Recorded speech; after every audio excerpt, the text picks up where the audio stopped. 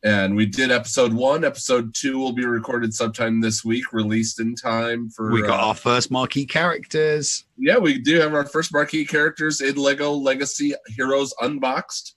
And then Wednesday, Neil may hop on and stream a little bit.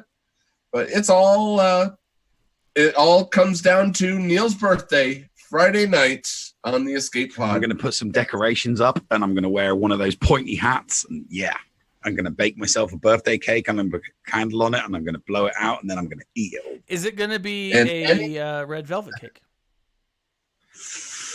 I've got 3 different types of cake in the cupboard, so we'll have to wait and see. All right. And also, a heads up, if you guys do donate on Friday, all donations will go to Neil for his birthday. Right. So, Papa needs a new graphics card. Yes. All right. And you catch them on Friday. You can catch them on their YouTube channel or their Discord channel. They do both, so one way or the other. Well, right now we're back down to just YouTube until the new Discord translation computer comes in. Oh, okay. So you can catch them now on their YouTube channel. You can check them out at the Escape Pod cast on YouTube. This has been Thaddeus from Going Nerdy with, as always, accompanied by 2 of my favorite people. Above me is Paul Anthony, below me, and the bottom corner is the Nev. Guys, thank you for joining us as always. And as always, my friends, smile and stay nerdy.